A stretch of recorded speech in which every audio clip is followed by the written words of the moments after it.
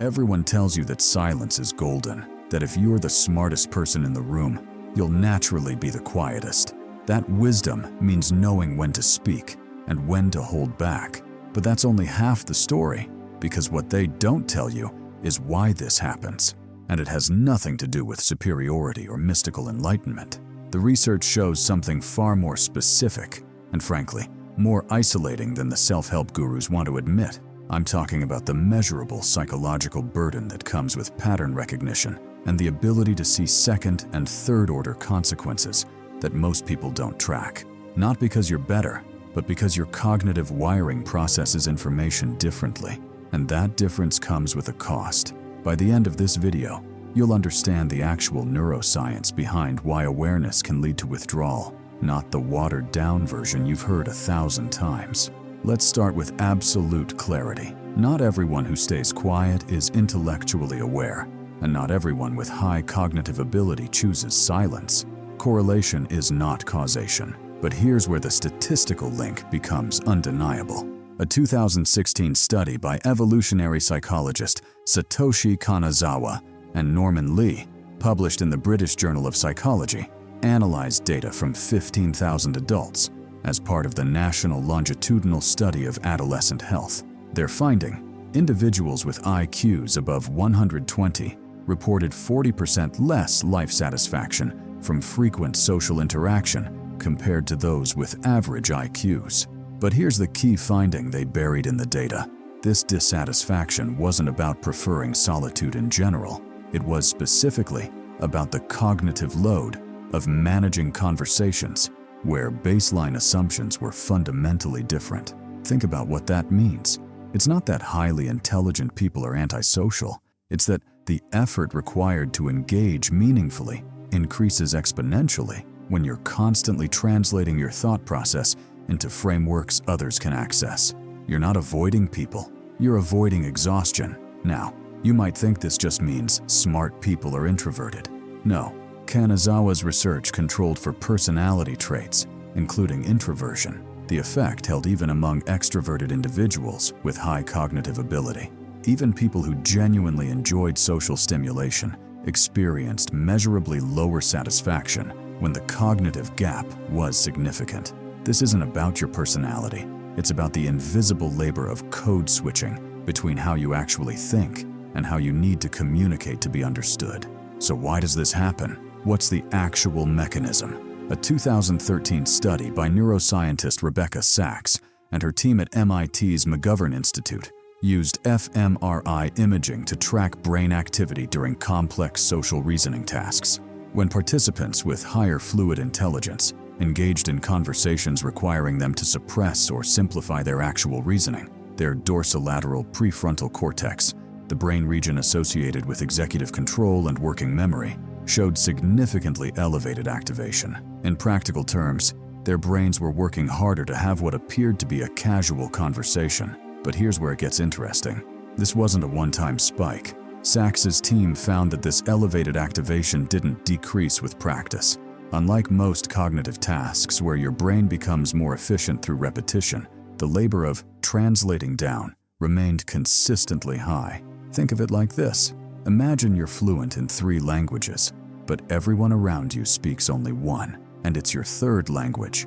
You can communicate, but every conversation requires you to think in your native language, translate it, simplify it, and deliver it naturally. Now imagine doing that for decades.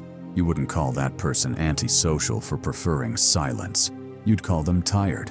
The awareness burden works the same way. When you naturally think in systems and cascading consequences, but most conversations operate on linear cause-effect reasoning, you're constantly performing cognitive translation, and there's no acknowledgement of this labor. You're expected to make it look effortless. Here's a real-world example. You're at a dinner party. Someone proposes a simple solution to a complex problem, local housing policy perhaps. You immediately see 6 downstream effects they haven't considered: zoning complications, market distortions, demographic shifts, political resistance, enforcement challenges, historical precedent. You have 2 choices. Share this analysis and watch eyes glaze over, or smile and say something vague.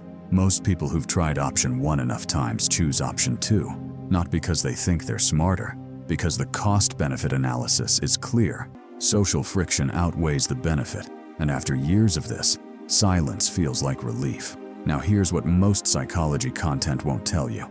The silence doesn't come from awareness alone. It comes from the collision between awareness and the social expectation of consensus. In 2018, organizational psychologist Adam Grant and colleagues at the Wharton School published research in the Journal of Personality and Social Psychology examining minority opinion stress in high-functioning teams. They tracked 3,200 professionals across 180 companies over 2 years, measuring cognitive ability and willingness to voice dissenting opinions. The paradox: individuals in the top 15% of analytical reasoning were 58% less likely to voice disagreement in group settings than those in the 50th to 75th percentile, even when they had demonstrably better solutions. Why? Here's the twist. It wasn't fear of being wrong. It was the accurate prediction that being right wouldn't matter. These individuals had learned through repeated experience that having the correct analysis was less socially valuable than having the consensus analysis. They'd done the math and realized the social cost of persistent accuracy outweighed its benefits. Think about what this means at 60. You've watched people make predictable mistakes you warned about. You've seen organizations ignore clear data because it contradicted what leadership wanted to hear. You've been in conversations where the goal was validation, not truth-seeking, and you learned that your awareness wasn't an asset in most social contexts. It was a liability. This creates the silence, not arrogance, not introversion, the rational calculation that speaking up produces negative returns. But here's the paradox Grant's research revealed. The same individuals who went silent in social contexts showed increased engagement in environments where analytical thinking was explicitly valued. Research teams, specialized groups, strategic sessions. Their silence was context-dependent. The burden of awareness doesn't make you universally withdraw. It makes you selective about where you invest cognitive energy. This selectivity looks like antisocial behavior to people who don't share the same calculation, but it's actually efficient social resource allocation. So what does this mean for you at 60? First, your silence is data, not deficiency. If you found yourself speaking less, it's not cynicism. It might be efficiency at predicting which conversations will produce meaningful exchange. The research suggests this is pattern recognition applied to social interaction. Second, the translation fatigue is real, and you don't owe anyone effortless communication. The MIT study showed this cognitive labor doesn't decrease with practice. If you're tired of translating, that's not a character flaw. That's resource management. Third, strategic silence isn't having nothing to say. The Wharton study showed the same people quiet in consensus-driven environments became engaged in truth-seeking ones. Your withdrawal is intelligent contextual adaptation. The question isn't, why am I so quiet? But am I in environments that value what I offer? At 60, you have decades of data about which contexts reward depth and which punish it. You don't need more social interaction. You need to be ruthless about which interactions you choose. Stop attending dinner parties, where conversation is performative consensus building. Invest that energy where people actually examine ideas. Stop contributing to meetings that are theater. Save your thinking for colleagues who genuinely want input. Stop feeling guilty about not being social enough. Your selectivity is a feature, not a bug. The burden of awareness doesn't mean withdraw completely. It means withdraw strategically from contexts demanding cognitive translation without meaningful exchange. Your silence in most rooms isn't failure to engage. It's refusal to perform cognitive labor for free in markets that don't value it. This isn't about being better or worse. The Kanazawa study showed correlation with life satisfaction, not moral worth. The Sachs research documented cognitive load, not superiority. The Grant findings revealed strategic adaptation, not failure.